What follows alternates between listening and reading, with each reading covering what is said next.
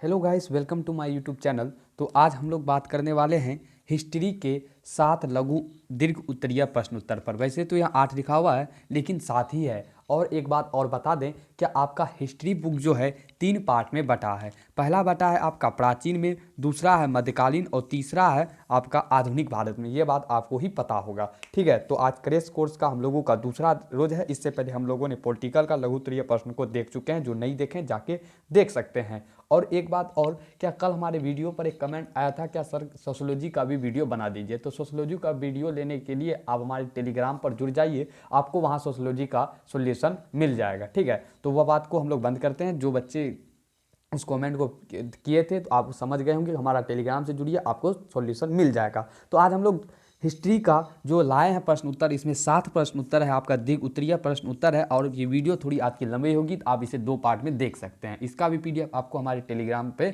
मिल जाएगा।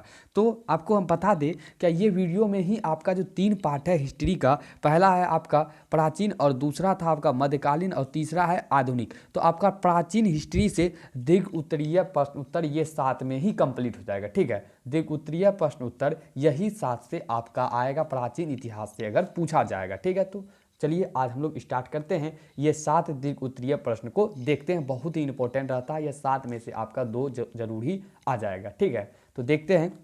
और crash course का हम लोगों का दूसरा रोज है आज, और पीडीएफ आपको टेलीग्राम पर मिलेगा, ये बात आपको पता ही है।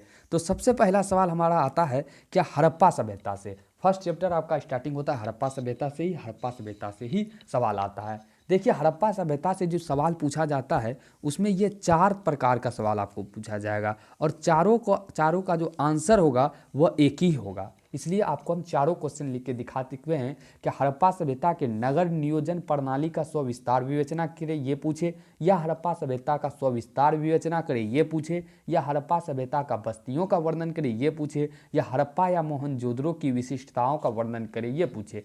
ये चारों में से कोई भी पूछे, आपका आंसर एक ही होगा, जो अभी आपको हम बता रहे हैं, ठीक है। तो आपको ये क्लियर हो गया होगा कि ये चारों में से कोई भी आएगा, आंसर इसका यही लिखना है। तो चलिए हड़प्पा सभ्यता का नगर नियोजन प्रणाली पर सविस्तार हम लोग विवेचना करते हैं।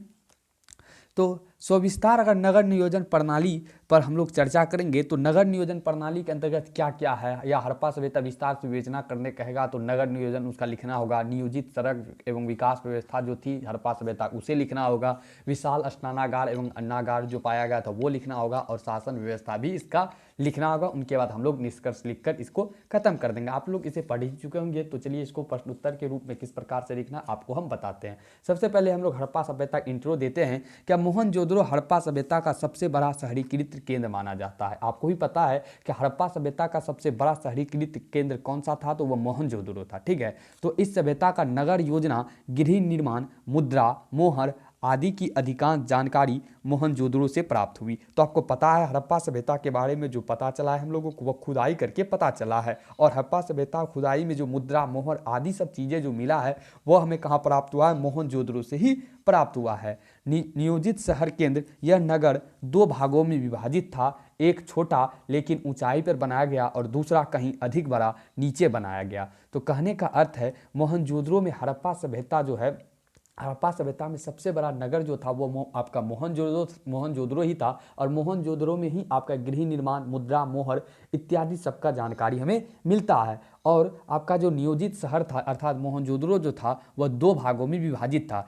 एक छोटा था लेकिन ऊंचाई पर बनाया गया था, और दूसरा कहीं अधिक बड़ा था, वह नीचे बनाया गया था। अब बात करते हैं मोहनजोदड़ो की प्रमुख विशेषता के बारे में। मोहनजोदड़ो आखिर प्रमुख विशेषता क्या थी जो इसे सबसे बड़ी नगर कहा जाता है। तो सबसे पहली बात करते हैं नगर नियोजन। आखिर नगर का नियोजन किस प्रकार से था हड़प्पा सभ्यता का, उसको समझिए।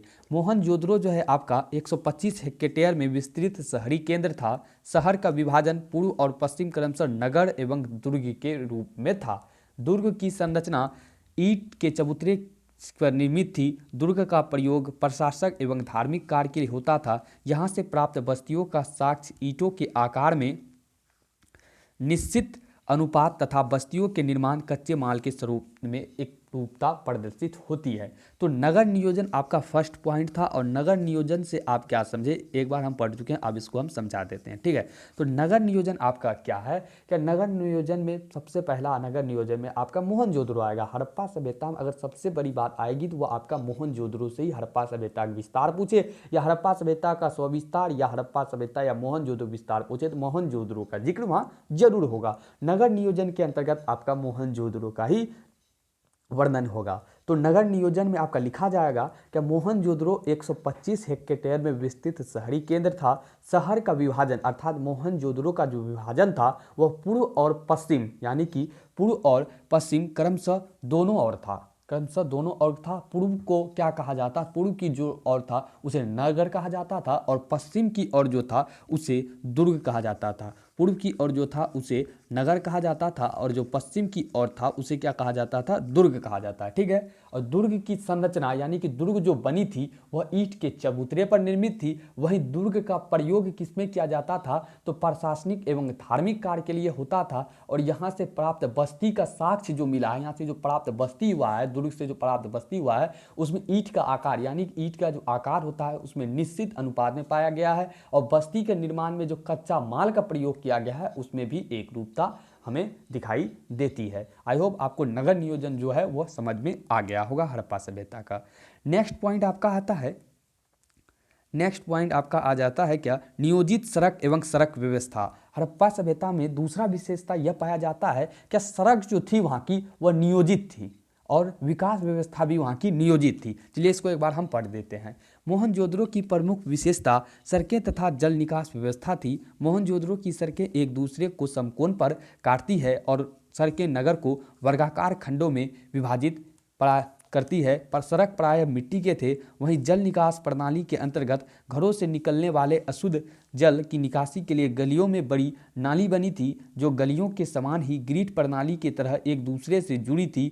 नालियों को चूने पत्थर के पट्टिका व चौड़ी ईंटों के द्वारा ढका गया था जिन्हें समय समय पर सफाई के लिए हटाया जाता था। ठीक है, तो नगर नियोजित सड़क एवं विकास व्यवस्था में आपको यह समझना है क्या मोहनजोदड़ो की प्रमुख विशेषता में सड़क और जल निकास जो है वह सबसे ही महत्वपूर्ण है।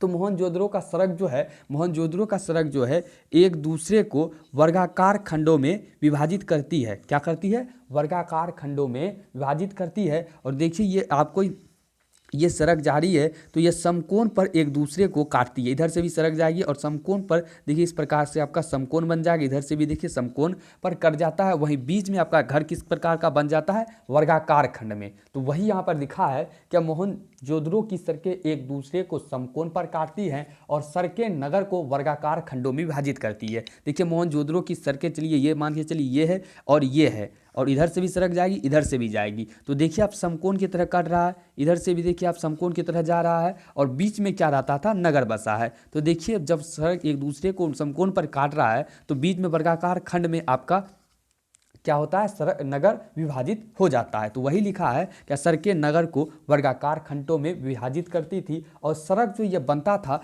वह प्रायः आपका मिट्टी का था। देखिए आराम से अगर आप मन में कल्पना करेंगे तो पूरी आप आसानी से लिख सकते हैं। एक बार सुन लेंगे और एक बार नोट कर लेंगे तो आसानी से आप लिख सकते हैं।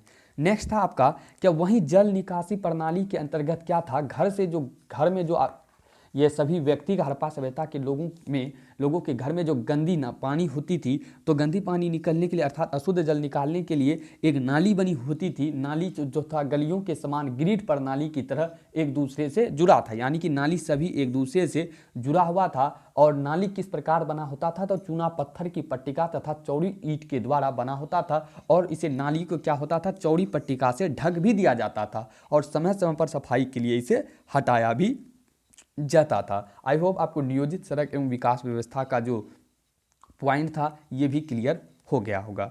और हड़प्पा सभ्यता में क्या पाया गया था कि विशाल स्नानागार और अन्नागार भी पाया गया था। स्नानागार मतलब होता है नहाने का स्थान और अन्नागार होता है अन्न रखने का स्थान। ठीक है, तो विशाल स्नानागार एवं अन्नागार भी हड़प्पा सभ्यता में पाया गया है। तो इनके बारे में भी आपको वर्णन करना होगा क्योंकि 5 नंबर का सवाल है, आपको लिखना ही पड़ेगा। ठीक है, तो विशाल स्नानागार में अन्नागार में लिखना है कि मोहनजोदड़ो का सर्वाधिक उल्लेखनीय स्मारक वहाँ का स्नानागार है। स्नानागार में जलकुंड या जलाशय बनाया गया था। तो स्नानागार है तो जलकुंड जलाशय ऑब्जेक्ट सी बात है बनेगी ही। इसमें उतरने के लिए उत्तर तथा दक्षिण की ओर सीढ़ियां बनी थी। जलाशय का पक्की ईंटों से फर्श बना था। संभवतः इस विशाल स्नानागार का प्रयोग या उपयोग अनुष्ठानिक स्नान हेतु होता होगा। मोहनजोदड़ो में स्थित अन्नागार भी इसकी प्रमुख विशेषता थी। हड़प्पा के दुर्ग में भी 12 धान्य कोठार खोजे गए हैं। अन्नागार में हवा जाने की व्यवस्था थी। अन्नागार संदीप आकार प्रकार एवं हवा आने जाने की व्यवस्था थी। इसमें अन्य भरने की व्यवस्था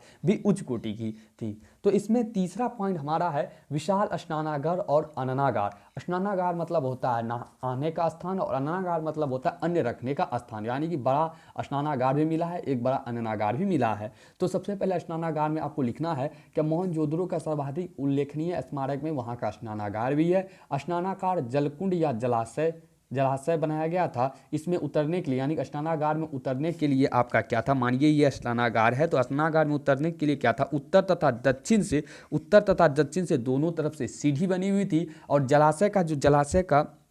जलाशय जो अंदर का था वह पक्की ईंट का फर्श से बना था। और ये इसका प्रयोग किस लिए होता था, तो इस स्नानागार का प्रयोग किस लिए होता था, तो अनुष्ठानिक कार्य के लिए या अनुष्ठानिक स्नान के लिए, किसी पूजा पाठ में स्नान के लिए इनका प्रयोग होता था। विशाल स्नानागार का प्रयोग यह अनुमान लगाया गया है। वहीं दूसरा बात आता है अन्नागार। विशाल अन्नागार भी पाया गया है। जो अन्नागार भी हड़प्पा सभ्यता में 12 धान्य कोठार अर्थात अन्नागार अन्न रखने का स्थान की बात करें तो 12 धान्य कोठार आपका हड़प्पा सभ्यता में पाया गया है। वहीं अगर अन्नागार की विशेषता की बात करें तो इनका आकार भी बहुत अच्छी प्रकार से थी। हवा आने जाने की व्यवस्था भी थी और अन्न भरने की व्यवस्था भी इसमें उच्च कोटि की थी। आई होप आपको ये तीसरा पॉइंट विशाल स्नानागार एवं अन्नागार भी क्लियर हो गया होगा। चौथी पॉइंट और लास्ट पॉइंट पर बात करते हैं, क्या शासन व्यवस्था क्या था। आखिर हड़प्पा सभ्यता में शासन व्यवस्था क्या था, इतनी बड़ी सभ्यता थी, इसकी शासन व्यवस्था क्या थी। तो पुरातत्वविदों को मोहनजोदड़ो में प्रत्यक्ष रूप से शासकीय प्रबंध के प्रमाण नहीं मिलते हैं, लेकिन पुरातत्वविदों ने मोहनजोदड़ो से प्राप्त एक विशाल भवन को प्रासाद की संज्ञा दी है, परंतु इससे संबंधित कोई भव्य वस्तु प्राप्त नहीं हुई है। दूसरी ओर यह भी सत्य है कि मोहनजोदड़ो का शहरी स्वरूप माप तौल की इकाई में एक रूपता, किलेबंदी आदि के लिए प्रशासनिक इकाइयों का उपस्थित होना आवश्यक होता था। देखिए शासन व्यवस्था की बात करें तो शासन व्यवस्था के अंतर्गत ऐसा कोई भी ठोस प्रमाण नहीं मिला है जिससे कहा जा सकता है हड़प्पा सभ्यता में शासक कोई था। लेकिन जिस प्रकार से आप देख रहे हैं, क्या एक रूपता पाई जाती है, सड़कें में एक रूपता, नगर नियोजन में एक रूपता, माप तौल में एक रूपता, सब चीज में एक समान पाई जाती है, तो वहाँ हड़प्पा या मोहनजोदड़ो सभ्यता में आपका क्या होता होगा, शासक होगा। यह अनुमान लगाया गया है, लेकिन क्या हड़प्पा सभ्यता में इसका कोई ठोस प्रमाण नहीं मिला है। अब अंत में बात करते हैं, निष्कर्ष में हम लोग यह पहुंचते हैं कि मोहनजोदड़ो अपनी उपरोक्त उल्लेखनीय विशेषताओं के आधार पर एक विशेष शहरी केंद्र था, जिससे ऐतिहासिक एवं पुरातात्विक दृष्टि से महत्वपूर्ण स्थान है। तो आई होप आपको ये सवाल जो था कि हड़प्पा सभ्यता की सविस्तार से विवेचना करी पूछा जाए क्या, तो आप आसानी से इसे लिख सकते हैं। इसमें आपको हम ज़्यादा नहीं 4 पॉइंट को ही बताएं, अच्छी प्रकार से क्लियर हो गया होगा। पहला पॉइंट था हमारा नगर नियोजन, जिसमें कि नगर के बारे में लिखना है। दूसरा पॉइंट था नियोजित सड़क एवं विकास व्यवस्था। और तीसरा पॉइंट था आपका क्या, विशाल स्नानागार एवं अन्नागार। चौथा था शासन व्यवस्था। और आप निष्कर्ष, पांचवा था निष्कर्ष की तो कोई बात ही नहीं है। तो चलिए अब नेक्स्ट सवाल हम लोग देखते हैं, क्या हड़प्पा सभ्यता का पतन के कारण के बारे में सवाल पूछा जाता है और कई बार पूछा गया है। देखते हैं हड़प्पा सभ्यता के पतन। पहले आप देखिए क्या हड़प्पा सभ्यता का क्या विशेषता था। अब देखिए क्या हड़प्पा सभ्यता का पतन किस प्रकार हुआ, अंत किस प्रकार हुआ। तो सिंधु सभ्यता पूछे या हड़प्पा सभ्यता पूछे, आंसर एक ही होगा। ठीक है, ये पूरा क्लियर कीजिए दिमाग में, क्या सिंधु पूछे या हड़प्पा सभ्यता पूछे, आंसर एक ही होगा। ठीक है, तो सिंधु सभ्यता या हड़प्पा सभ्यता के पतन के कारण निम्न है।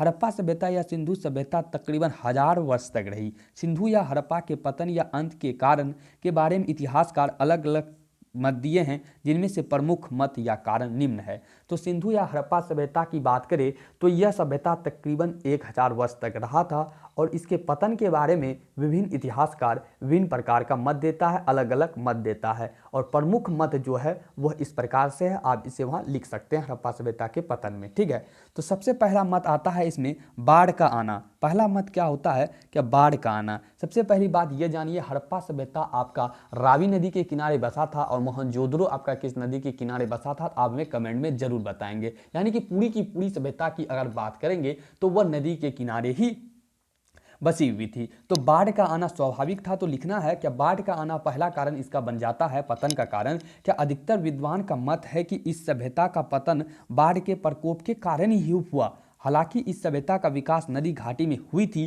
तो बाढ़ आना स्वाभाविक था, इसलिए यह तर्कसंगत लगता है। वहीं कुछ और विद्वानों का कहना है कि इतनी विशाल सभ्यता के पतन का कारण नहीं हो सकती, इसलिए बाढ़ के अलावा भी कई कारण सभ्यता के अंत के बारे में बताया गया। तो सबसे पहला एक विद्वान बताता है कि बाढ़ इसका सबसे बड़ा कारण होता है पतन में, और फिर दूसरा विद्वान का मानना है कि बाढ़ इतनी बड़ी सभ्यता का पतन नहीं कर सकता है, लेकिन बाढ़ का आना हड़प्पा सभ्यता का अंत में तर्कसंगत लगता है, क्योंकि नदी घाटी के में ही इस सभ्यता का विस्तार हुआ था, तो बाढ़ आना स्वाभाविक था और बाढ़ के कारण ही सभ्यता का अंत हुआ। लेकिन कुछ अर्थशास्त्री का मानना नहीं है। तो देखते हैं नेक्स्ट अर्थशास्त्री नेक्स्ट इतिहासकार क्या इसके बारे में बता रहे हैं। तो देखते हैं, चलिए नेक्स्ट क्या कहता है, अग्निकांड से इसके बारे में पता लगाता है।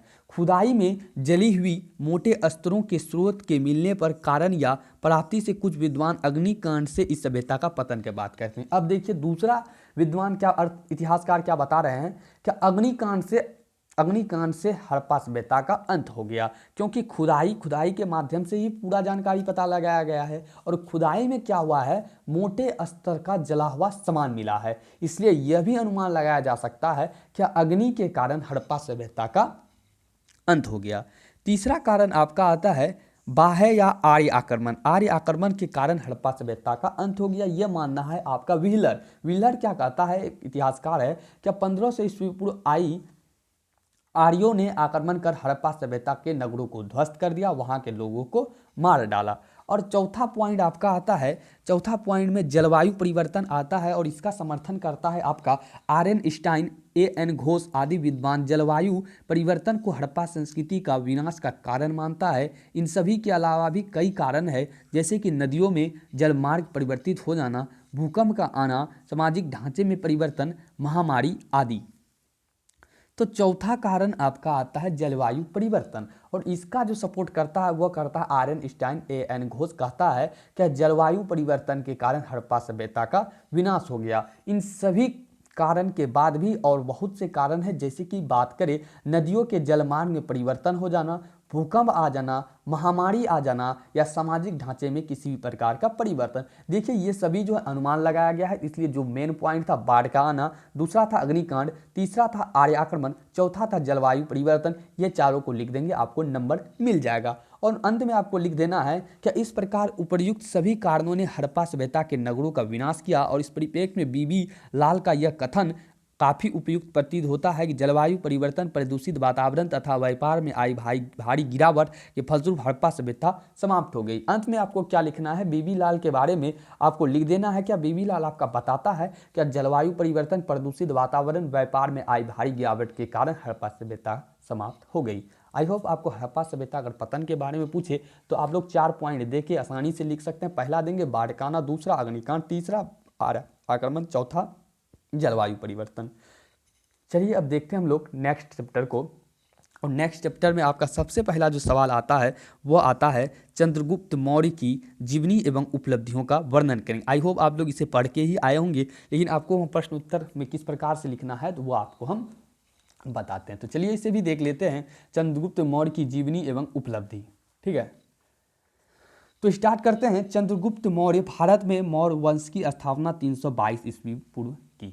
आपको पता ही है कि मौर्य वंश की जो स्थापना भारत में 322 ईस्वी में क्या था, वह चंद्रगुप्त मौर्य किया था। तो चंद्रगुप्त मौर्य की जीवनी और उपलब्धि के बारे में पूछा जाएगा तो यही सब लिखा जाएगा, सिंपल सी बात। तो चंद्रगुप्त मौर्य ने चाणक्य की सहायता से मगध में नंद वंश को समाप्त कर मौर्य वंश की स्थापना की। सही बात है कि चंद्रगुप्त मौर्य क्या करता है, चाणक्य की सहायता से मगध में जो नंद वंश था उसे समाप्त करता है, उनके बाद मौर्य वंश की स्थापना करता है। ठीक है, यहां तक तो क्लियर होगा आप लोगों को। नेक्स्ट है आपका, क्या चंद्रगुप्त मौर्य अपने जीवन में अत्यधिक संघर्ष करने के पश्चात वह एक कुशल शासक बना जो कि भारतीय प्रमुख शासकों में एक है। सही बात है कि चंद्रगुप्त मौर्य अपने जीवन में अत्यधिक संघर्ष किया था और वह भारतीय प्रमुख शासकों में से एक है। अब उनकी होती है कहानी स्टार्ट यहाँ से कि यूनानी शासक सेल्यूकस निकेटर को चंद्रगुप्त मौर्य ने परास्त किया। सेल्यूकस से संधि कर उसकी पुत्री हेलेना के साथ विवाह किया और सेल्यूकस ने अपनी राजदूत मेगास्थनीज को चंद्रगुप्त के दरबार में राजदूत बना भेजा, जो 305 से 298 ईस्वी तक यहाँ रहा और उसने इंडिका नामक कृति लिखी जिसमें चंद्रगुप्त मौर्य की जीवन काल, राजनीतिक, धार्मिक, शासनकाल, व्यवस्था इत्यादि का संबंध का वर्णन मिलता है।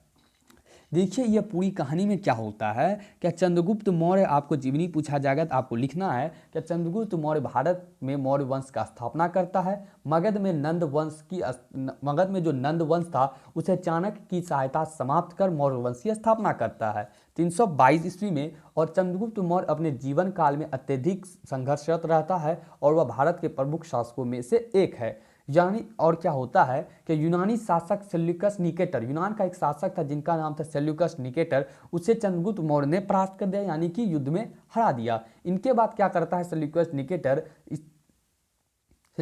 चंद्रगुप्त मौर्य से क्या करता है, संधि कर लेता है। संधि के तौर पर क्या करता है, सेल्यूकस निकेटर का एक पुत्री रहता है जिनका नाम रहता है हेलेना, जो इसकी क्या कहते हैं चंद्रगुप्त मौर्य के साथ इस संधि में इन दोनों की शादी अर्थात चंद्रगुप्त मौर्य और हेलेना की शादी करा दी जाती है। और इसमें क्या करता है आपका सेल्यूकस निकेटर अपने दरबार का जो राजदूत था मेगास्थनीज को, उसे वह राजदूत के रूप में चंद्रगुप्त मौर्य के दरबार में भेज देता है। तो वह चंद्रगुप्त मौर्य के दरबार में जो मेगास्थनीज को भेजा जाता है वह 305 से 298 ईस्वी तक रहता है। और यहीं आपका मेगास्थनीज क्या करता है, इंडिका नामक कृति लिखता है। और इंडिका में किसके बारे में वर्णन करता है, तो चंद्रगुप्त मौर्य के जीवन काल के राजनीतिक, धार्मिक, शासन काल, व्यवस्था इत्यादि संबंध का वह चंद्रगुप्त मौर्य के बारे में आपका मेगास्थनीज इंडिका में लिखता है। आई होप आपको यहाँ तक क्लियर हो गया होगा।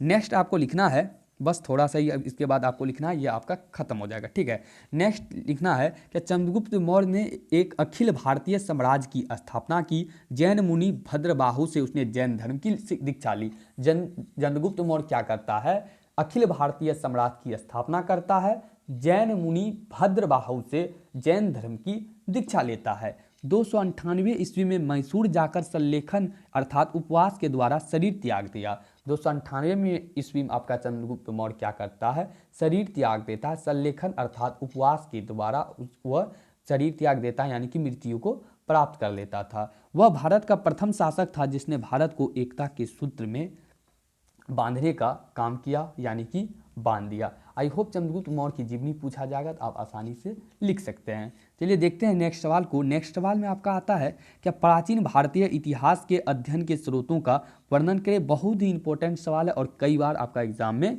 पूछा गया है, तो चलिए इसे भी देखते हैं। तो प्राचीन भारतीय इतिहास के बारे में अगर वर्णन करने में स्रोत पूछा जाए, आखिर किन माध्यम से प्राचीन भारतीय इतिहास का आप अध्ययन कर सकते हैं, तो वह आपको लिखना है।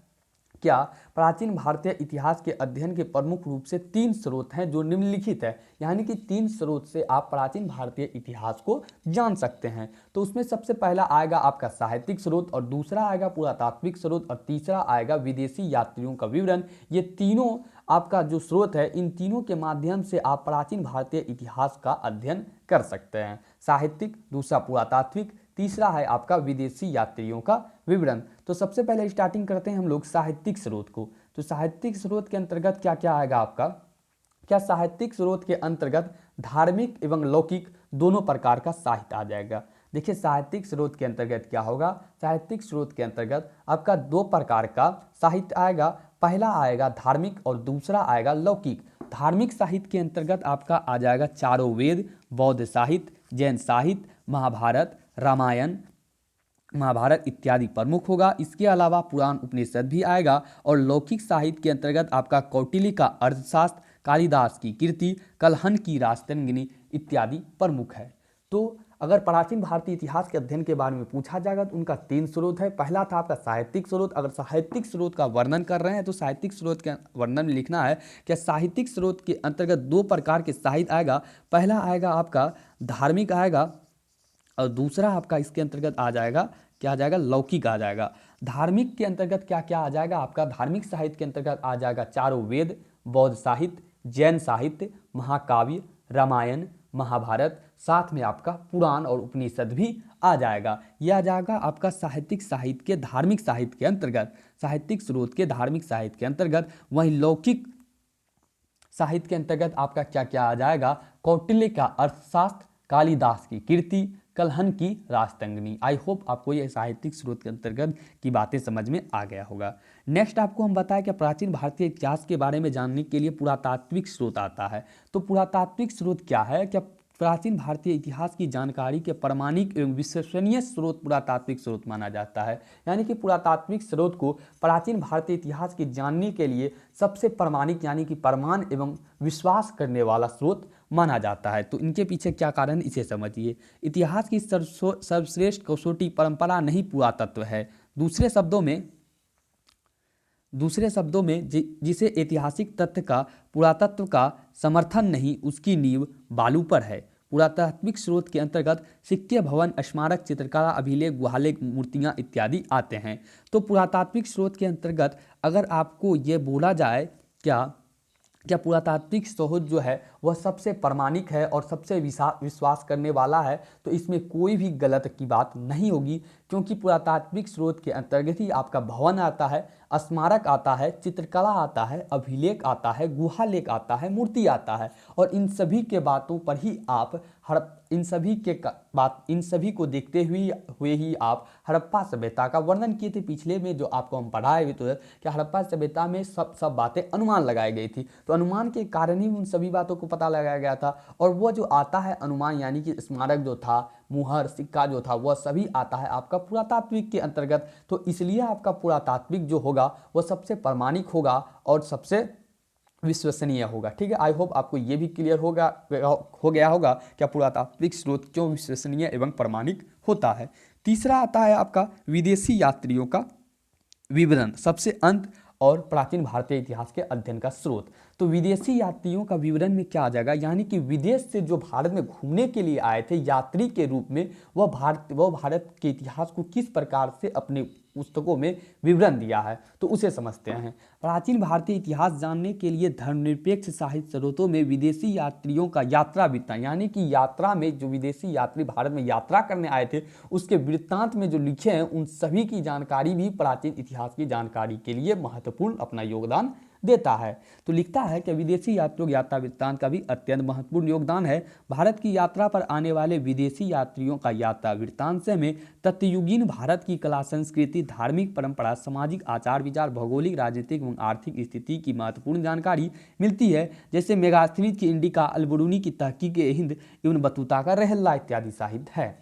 तो विदेशी यात्री के विवरण में क्या है, जो भी भारत की यात्रा पे आया था उसने भारत की तत्युगीन भारत जो थी उसकी कला, संस्कृति, धार्मिक परंपरा, सामाजिक आचार विचार इत्यादि सभी को वो लिखा था। और जैसे मैं बात करें तो मेगास्थनीज की इंडिका के बुक के बारे में आप जानते ही हैं, और अल-बिरूनी का तहकीक हिंद, इब्न बतूता का रहला, ये सभी चीज़ क्या आ जाएगा आपका विदेशी यात्रियों का विवरण के अंतर्गत आ जाएगा। आई होप प्राचीन भारतीय इतिहास के अध्ययन के स्रोत में अगर आपको पूछा जाएगा ये सवाल तो ये 3 पॉइंट दे के आप आसानी से वहाँ लिख सकते हैं। साहित्यिक स्रोत के अंतर्गत आपको हम बताएं कि साहित्यिक स्रोत के अंतर्गत आसानी से आप 2 पार्ट में इसे बांट देंगे।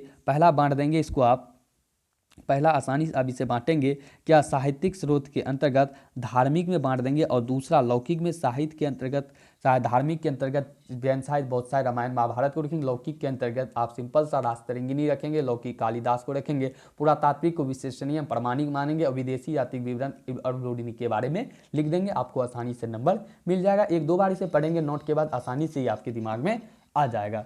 चलिए नेक्स्ट देखते हैं। नेक्स्ट सवाल हम लोगों का क्या आता है।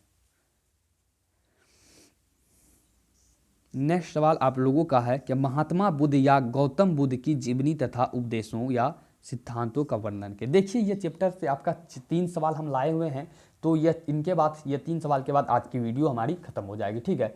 तो पहला सवाल है आपका महात्मा बुद्ध या गौतम बुद्ध की जीवनी। दूसरा सवाल है इनके बाद हमारा जैन धर्म की विशेषता, और तीसरा बौद्ध धर्म के पतन के कारण लिखे। बस इनके बाद ही आपका ये प्राचीन भारतीय इतिहास के जितना भी दीर्घ उत्तरीय प्रश्न था वो खत्म हो जाएगा। चलिए देखते हैं महात्मा बुद्ध या गौतम बुद्ध की जीवनी के उपदेशों का उपदेश पूछे या सिद्धांत पूछे, आंसर एक ही होगा, ठीक है। ये सब तो आप पढ़ ही चुके हो गए होंगे, तो एक बार आसानी से आप इसे देखें, नोट करेंगे, आसानी से रिवीजन करने में होगी, ठीक है। तो बौद्ध धर्म का प्रवर्तक किसे माना जाता है? आपको पता है बुद्ध था, और इनका जन्म नेपाल के तराई में स्थित कपिलवस्तु के निकट लुम्बिनी ग्राम में शाक्त क्षत्रिय कुल में 563 ईस्वी में हुआ था। क्या बौद्ध धर्म का प्रवर्तक किसे माना जाता है? आपको पता है महात्मा बुद्ध का। और इनका जन्म कहाँ हुआ था? जीवनी पूछा जा रहा है तो जन्म से मृत्यु तक इनका लिखना होगा, और जीवन से संबंधित सभी कांड को लिखना होगा। आपका हम इसमें क्या किए हैं, जैसे कि आपको पता होगा क्या आपका ये जो है गौतम बुद्ध, ये क्या किए थे? अष्टांगिक मार्ग दिए थे और 4 आर्य सत्य बताए हैं। तो अष्टांगिक मार्ग आपका क्या करता है? कभी 2 नंबरिया में पूछ लेता है, तो 5 नंबर में याद रहेगा, तो उसे आप वहाँ लिख सकते हैं। तो चलिए इसमें आगे बढ़ते हैं। क्या बौद्ध धर्म के प्रवर्तक आपका किसे माना जाता है? तो बुद्ध को माना जाता है। और बुद्ध की जन्म स्थान की बात करें तो नेपाल के तराई में स्थित कपिलवस्तु के लुम्बिनी ग्राम में, वह भी शाक्त क्षत्रिय कुल में 563 ईस्वी में होता है। और 16 वर्ष की आयु में सिद्धार्थ, इनका बचपन का नाम क्या था? गौतम बुद्ध का बचपन का नाम था सिद्धार्थ, तो इसलिए यहाँ यह शब्द यूज किया गया है। सिद्धार्थ का विवाह 16 वर्ष की आयु, अर्थात गौतम बुद्ध का विवाह जो होता है वो 16 वर्ष की आयु में शाक्य कुल की कन्या यशोधरा से होता है। यानी कि इसकी जो शादी होती है 16 वर्ष में, उसकी कन्या का नाम रहता है यशोधरा।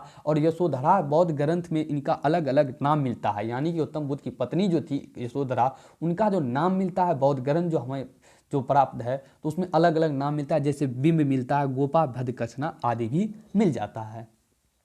नेक्स्ट आपको पैराग्राफ चेंज करके लिखना है। क्या इनके माता पिता क्रमशः शुद्धोधन और महामाया थे? अर्थात गौतम बुद्ध के पिता का नाम थे शुद्धोधन और माता के नाम थे महामाया। गौतम बुद्ध के जन्म के 7वें दिन के बाद ही उनकी माता महामाया का देहांत हो जाता है। अतः उनकी मौसी महाप्रजापति गौतमी ने उनका लालन पोषण किया। उन्हें देखकर कालदेव तथा कौटिल्य ने भविष्यवाणी की थी कि वह या तो सन्यासी बनेगा या महान चक्रवर्ती राजा। गौतम बुद्ध बचपन से ही चिंतनशील थे एवं यहाँ लिखना है प्रायः, ठीक है, एवं प्रायः जम्बू वृक्ष के नीचे ध्यान मग्न बैठे रहते थे। उनकी गतिविधि को देखकर 16 वर्ष की आयु में इनका विवाह यशोधरा से करवा दिया जाता है। उनका एक पुत्र हुआ जिनका नाम राहुल रखा गया। देखिए आपको वहाँ से पैराग्राफ चेंज करने के बाद क्या लिखना है? उनके जीवन संबंधी सभी बातों को लिखना है। जैसे कि उनकी माता का नाम था महामाया, पिता का नाम था शुद्धोधन। क्या होता है जब गौतम बुद्ध का जन्म होता है और जन्म के 7वें दिन के बाद ही उनकी माता महामाया जो थी उनका देहांत हो जाता है। इनके बाद गौतम बुद्ध की मौसी रहती है महाप्रजापति गौतमी, वही इनका लालन पोषण करता है। और इसे देखकर अर्थात गौतम बुद्ध कर देखकर कालदेव और कौटिल्य जो था यह भविष्यवाणी किया था, क्या गौतम बुद्ध या तो सन्यासी बनेगा या बहुत बड़ा राजा बनेगा। लेकिन गौतम बुद्ध बचपन से ही क्या था? चिंतनशील थे और प्रायः जम्बू वृक्ष के नीचे क्या करता था? ध्यान मग्न बैठा रहता था। इन सभी गतिविधि को देखकर शुद्धोधन क्या करता है? जो उनके पिताजी थे वह इनका शादी 16 वर्ष की आयु में ही यशोधरा से करवा देता है, और इनसे एक पुत्र होता है जिनका नाम रखा जाता है राहुल। अब नेक्स्ट बढ़ना है आपको, क्या उसके जीवन में और क्या क्या कारण हुए जो इतने बड़े वे सन्यासी बन गए। उनका जीवन संबंधी 4 दृश्य उनके मन में वैराग्य या सन्यासी की भावना उत्पन्न करने में अहम भूमिका अदा की। अब बात आता है क्या उनके मन में वैराग्य या सन्यासी की भावना किस प्रकार आई? तो 4 दृश्य जब देखता है गौतम बुद्ध तो उनके मन में वैराग्य या सन्यासी की भावना आ जाता है। पहला व्यक्ति को देखता है जर्जर शरीर वाला वृद्ध व्यक्ति, और दूसरा है रोगग्रस्त व्यक्ति, तीसरा है आपका मृत व्यक्ति, और चौथा देखता है प्रश्न मुद्रा में सन्यासी। इन चारों दृश्य में देखिए आगे क्या होता है। देखने के बाद क्या पहला तीन दृश्य, सॉरी यहाँ दिन नहीं 3 होगा, ठीक है, पहला तीन दृश्य दुखमय था, लेकिन चौथा दृश्य उन्हें दुख निरोध का मार्ग दिखा। इस कारण से उन्होंने 29 वर्ष की आयु में गृहस्थ अर्थात गृह त्याग किया और ज्ञान प्राप्ति के लिए निकल गया। अंततः 6 वर्ष के बाद बोधगया में निरंजना नदी के समीप पीपल वृक्ष के नीचे ज्ञान की उसे प्राप्ति हुई, और 483 ईस्वी में कुशीनगर में 80 वर्ष की उम्र में निर्वाण की प्राप्ति हुई। क्या होता है, वह अपने जीवन में 4 दृश्य देखता है। पहला जर्जर शरीर वाला व्यक्ति, रोगग्रस्त व्यक्ति, मृत व्यक्ति, और तीसरा देखता है प्रसन्न मुद्रा में सन्यासी। ऊपर का 3 दृश्य गौतम बुद्ध को बहुत ही कष्टमय लगता है, और चौथा जो प्रश्न मुद्रा में सन्यासी था वह उसे दुख निरोध अर्थात दुख का किसी प्रकार का दुख नहीं और जीवन में बहुत ही अच्छा मार्ग दिखा। तो वह 29 वर्ष की आयु में ही घर को त्याग देता है और घर से बाहर निकल जाता है वह ज्ञान की प्राप्ति के लिए। और अंत में 6 वर्ष के बाद गौतम बुद्ध को बोध गया में निरंजना नदी है, उसी से समीप एक पीपल वृक्ष के नीचे उसे ज्ञान की प्राप्ति होती है। और उनका 483 ईस्वी पूर्व में कुशीनगर है एक स्थान, उसमें 80 वर्ष की उम्र में गौतम बुद्ध को निर्वाण की प्राप्ति होती है, अर्थात उनकी मृत्यु हो जाती है। आप आसानी से यहाँ तक लिख के भी आ सकते हैं, आपको फुल नंबर दिया जाएगा। लेकिन आपको और भी लिखने का मन हो तो आपको हम यहाँ से लिख के लाए हैं, तो यह आपका 2 नंबरिया में भी काम आ सकता है, इसलिए आपको हम यहाँ लिख के इसी में ला दिए, ठीक है। तो गौतम बुद्ध का आखिर जो शिक्षा प्राप्त किया था वो क्या था, वह भी जान लेते हैं। गौतम बुद्ध ने जो ज्ञान प्राप्त किया था वस्तुतः यह ज्ञान था कि मानव जीवन कैसे सुखमय हो। इसके अलावा उन्होंने 4 आर्य सत्य एवं अष्टांग मार्ग का अनुसरण किया। तो कई बार आपको 2 नंबर में पूछ लिया जाएगा, क्या गौतम बुद्ध के अनुसार क्या 4 आर्य सत्य क्या है, या गौतम बुद्ध के अष्टांगिक मार्ग क्या है, यानी अष्ट मार्ग 8 मार्ग जो बताएं वह क्या है। तो सबसे पहले 4 आर्य सत्य में पहला आता है उनका दुख, दूसरा आता है दुख समुदाय, तीसरा आता है दुख निरोध, और चौथा आता है आपका दुख निरोध मार्ग। आखिर दुख क्या है, क्या बताता है गौतम बुद्ध का दुख जो है वह समस्त संसार दुख ही दुख है। और दूसरा बताता है दुख समुदाय, दुख का कारण क्या है, तो लालसा मोह ईर्ष्या तथा दुख का सबसे बड़ा कारण है। दुख निरोध क्या है, यानी कि दुख दूर करने के लिए संतोषकारी होना आवश्यक है। चौथा पॉइंट है आपका दुख निरोध मार्ग, अर्थात दुख नहीं आए इसके लिए क्या करना होगा, आपको प्रिय लगने यानी जितनी भी चीज़ आपको प्रिय लगती है उन सभी वस्तु का आप त्याग कर देंगे तो आपको वह दुख निरोध का मार्ग आपको मिल जाएगा। अब आता है अष्टांगिक मार्ग क्या था गौतम बुद्ध का, तो इसे याद कर लेंगे। क्या गौतम बुद्ध का अष्टांगिक मार्ग था, पहला था सम्यक दृष्टि, सम्यक वाणी, सम्यक संकल्प, सम्यक आजीव, सम्यक व्यायाम, सम्यक स्मृति, सम्यक समाधि, सम्यक कर्म। बुद्ध के अनुसार यदि व्यक्ति उपयुक्त अष्टांगिक मार्ग का अनुसरण करे तो वह दुख से मुक्त हो निर्वाण की ओर अग्रसर होता है, अर्थात मृत्यु की ओर अग्रसर होता है। तो ये सवाल बहुत थोड़ा ज़्यादा लंबा हो गया, तो आपको हम यहाँ तक बता चुके हैं कि आप यहाँ तक ही लिख के आप आसानी से आपको 5 का 5 नंबर मिल जाएगा, अर्थात उनके जीवन संबंधी सभी कारण को लिख देंगे। और जर्जर शरीर वाला वृत्त यानी उसके जीवन में वैराग्य या सन्यासी का भावना किस प्रकार से जागृत होता है इसे लिख देंगे तो आपको फुल का फुल नंबर मिल जाएगा। 4 आर्य सत्य और अंत में जो अष्टांगिक मार्ग था इसे आप छांट सकते हैं, ठीक है। आई होप महात्मा बुद्ध या गौतम बुद्ध की जीवनी पूछी जाएगी तो आप आसानी से लिख सकते हैं। अब बात आ जाता है दूसरा, जिसे आप लोग दूसरा आता है क्या महावीर स्वामी, दोनों आपका किताब में एक ही जगह वर्णन एक ही चैप्टर में किया गया है। सबसे पहली बात आप जानिए, क्या पूछे जैन धर्म की विशेषता का वर्णन करने पूछे या महावीर स्वामी की जीवनी तथा उपदेश का वर्णन करने के लिए पूछे, आंसर एक ही होगा, ठीक है। क्या बोले, जैन धर्म की विशेषता पूछे या महावीर स्वामी की जीवनी तथा उपदेश का वर्णन के बारे में पूछे, आंसर एक ही होगा। तो चलिए इसे भी देख लेते हैं कि जैन धर्म की विशेषता किस प्रकार या महावीर स्वामी की जीवनी या उपदेश का वर्णन भी हम लोग कर ही देते हैं। तो भगवान महावीर जैन धर्म के 24वें तीर्थकर है। आपको पता होगा महावीर जो था वह जैन धर्म का 24वां तीर्थकर था। इनका जन्म 540 ईस्वी पूर्व वैशाली, जो बिहार के अंतर्गत है एक जिला है वैशाली के पास कुंडल ग्राम में हुआ था। 30 वर्ष की आयु में महावीर ने संसार, तो आपका गौतम बुद्ध कितने वर्ष में थे, 29 वर्ष में, आपका 30 वर्ष में संसार से विरक्त होकर राजवैभव त्याग कर संन्यास धारण कर आत्मकल्याण के पथ पर निकल गया। भगवान महावीर की बात करें तो यह जो जैन धर्म में 24 तीर्थकर हुए उनमें से सबसे अंतिम तीर्थकर आपका महावीर स्वामी ही हुए। और इनकी जन्म की बात करें तो इनका जन्म होता है 540 ईस्वी पूर्व में वैशाली के पास कुंडल ग्राम है, और वैशाली आपका बिहार में पड़ता है, और वैशाली के कुंडल ग्राम में इनका जन्म होता है। यह क्या करता है, 30 वर्ष की आयु में यह अपना घर द्वार को छोड़ देता है, राजवैभव को त्याग कर संन्यास की धारण के लिए आत्म कल्याण के पथ पर निकल जाता है, ठीक है। नेक्स्ट आपको लिखना है इनके बारे में जीवन से संबंधित। इनके माता पिता का नाम क्या था, तो माता का नाम त्रिशला था और इनके पिता का नाम सिद्धार्थ था। यहाँ कन्फ्यूज नहीं होना है, क्या गौतम बुद्ध के बचपन का नाम सिद्धार्थ था और जैन धर्म के पिता का नाम क्या था, तो सिद्धार्थ था। ठीक है, तो याद रखना है क्या इनके माता का नाम था, यानी कि जैन धर्म के जो संस्थापक अर्थात महावीर स्वामी जो थे, इनके माता का नाम था त्रिशला और पिता का नाम था सिद्धार्थ। और ये किस कुल के थे, तो नात्रिक क्षत्रिय कुल के थे। आपका गौतम बुद्ध किस कुल के थे, तो वह आपके शाक्य क्षत्रिय कुल के थे। ठीक है, तो जैन धर्म का जो ये संस्थापक है महावीर स्वामी, ये जो इनके जो पिता थे अर्थात ये जो किस कुल के थे नात्रिक क्षत्रिय कुल के प्रधान थे।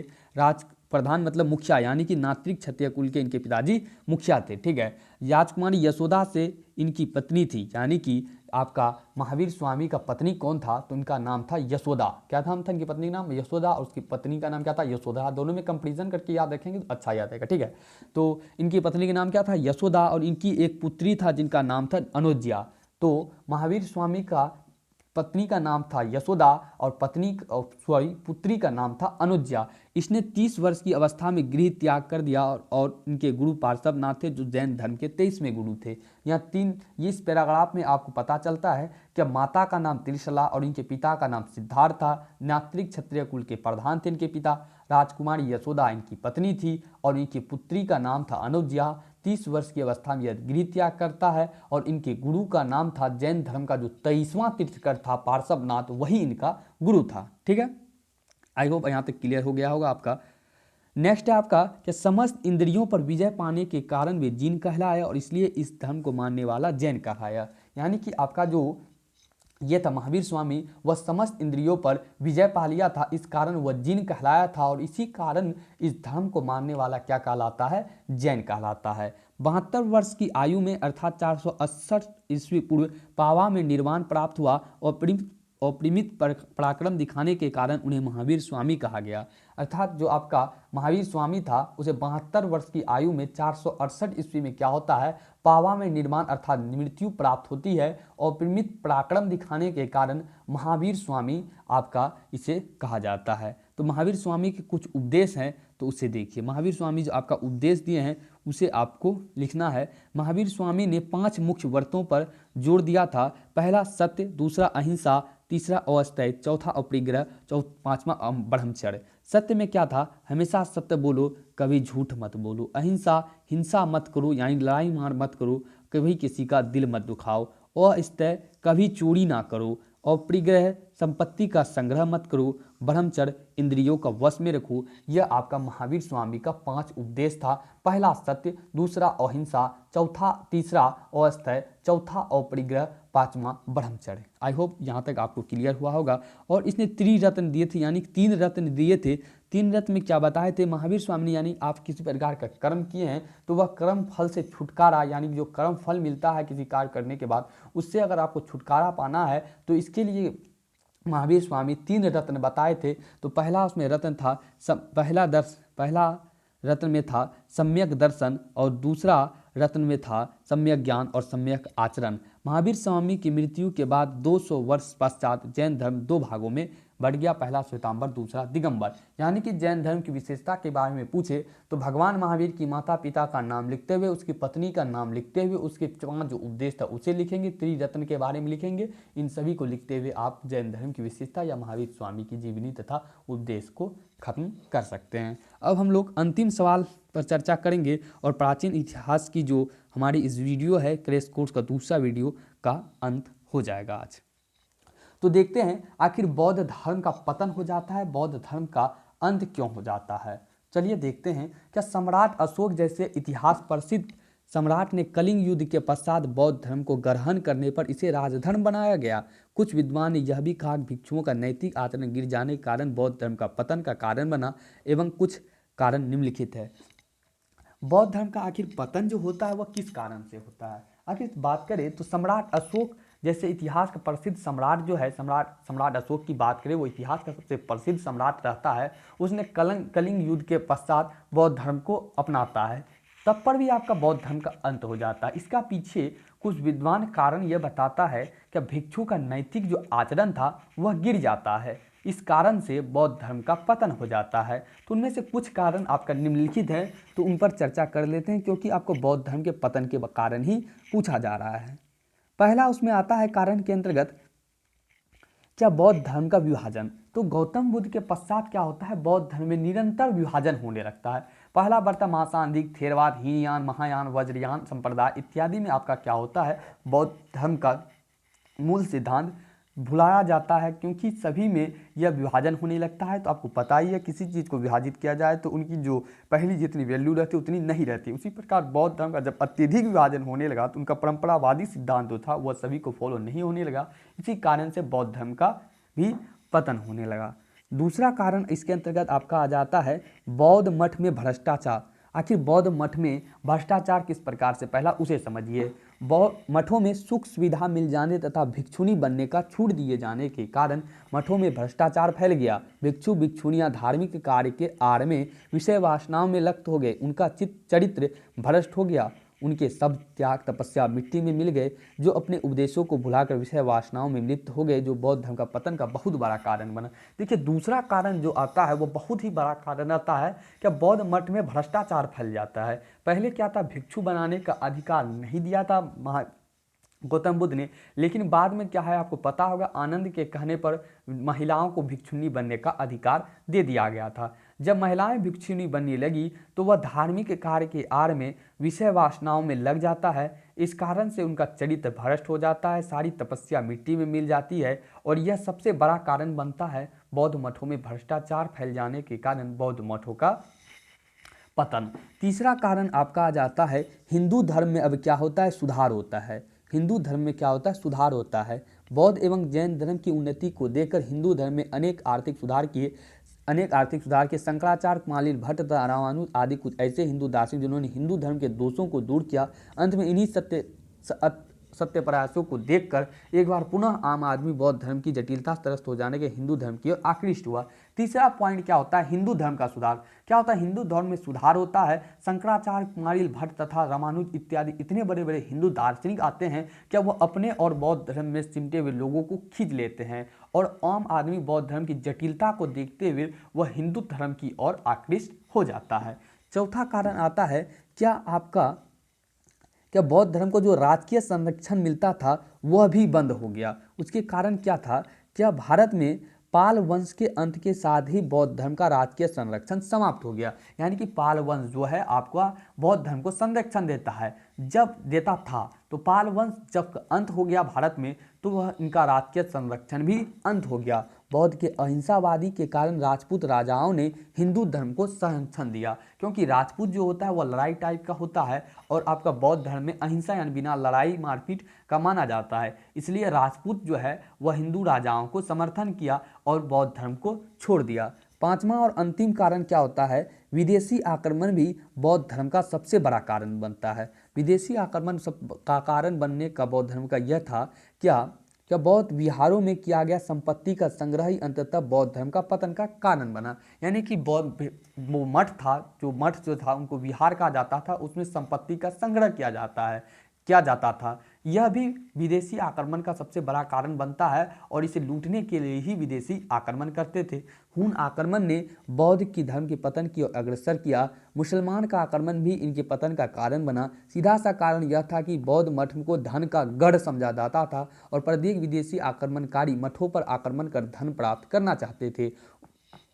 तो विदेशी आक्रमण में सबसे बड़ा कारण यह था, क्या मठ को क्या समझा जाता था, धन संग्रह का गढ़ समझा जाता था। इसी कारण से मुसलमान आए या भारत अटैक करने या आए आपका हून, वह सभी ने क्या किया, विदेशी आक्रमण जो आया वह सभी बौद्ध मठों पर ही अपना क्या किया, आक्रमण किया और उसे लूटने का प्रयास किया। यह भी सबसे बड़ा कारण बनता है बौद्ध धर्म के पतन में। तो उपरोक्त सभी कार्यों द्वारा चारों ओर से प्रहार होने के कारण बौद्ध धर्म अपने अस्तित्व को बनाए नहीं रख सका। अंतोदगत्वा 13वीं शताब्दी में विक्रमशिला और नालंदा के ध्वंस के साथ ही बौद्ध धर्म का लोप हो जाता है। इन सभी कारण यानी कि बौद्ध धर्म के पतन के अंतर्गत 4 कारण बताए। 5 कारण है आपका बौद्ध धर्म का विभाजन, दूसरा बौद्ध मठ में भ्रष्टाचार, तीसरा हिंदू धर्म में सुधार, चौथा था आपका राजकीय संरक्षण का अंत हो जाता है जब पाल वंश का भारत में अंत होता है, साथ ही उनका राजकीय संरक्षण बौद्ध धर्म का जो था वह भी अंत हो जाता है, और 5वां था आपका विदेशी आक्रमण। इन सभी कारणों को अगर हम देखें तो चारों ओर से बौद्ध धर्म पर बौद्ध धर्म पर प्रहार होता है और इसी कारण से क्या होता है 13वीं शताब्दी में विक्रमशिला और नालंदा का ध्वस्त होते ही भारत में बौद्ध धर्म का लोप हो जाता है। आई होप आप लोगों की ये भी समझ में आ गया होगा। और आज हम लोगों ने 5 सवाल पर चर्चा की। पहला सवाल हम लोगों का क्या था, क्या हड़प्पा सभ्यता या मोहनजोदड़ो सभ्यता का वर्णन करें। दूसरा सवाल हम लोग आज देखे और दूसरा सवाल में हम लोग जो बात किए थे कि हड़प्पा सभ्यता का अंत किस प्रकार हुआ। और तीसरा सवाल आज हम लोगों का क्या था, क्या चंद्रगुप्त मौर्य की जीवनी। और चौथा सवाल आप हम लोगों ने चर्चा क्या किया, क्या प्राचीन भारतीय इतिहास के जानने का स्रोत। पांचवा आपका गौतम बुद्ध। छठा बात की हम लोग महावीर स्वामी। और सातवां बात की है क्या बौद्ध धर्म का आखिर पतन किस प्रकार से हुआ। आई होप आपको सातों जो क्वेश्चन था दिक्कतें वह आसानी से समझ में आ गया होगा। तो वीडियो को जरूर लाइक करें और वीडियो पर कमेंट कर अवश्य बताएं कि वीडियो आपको कैसी लगी। और इसका पीडीएफ लेने के लिए आपको पता है कि हमारा टेलीग्राम पर डिस्क्रिप्शन में लिंक दिया गया, आप जुड़ जाइए, आपको पीडीएफ मिल जाएगा। मिलते हैं नेक्स्ट डे में नेक्स्ट लेक्चर के साथ, तब तक के लिए इजाज़त। Thank you all of you, thanks for watching.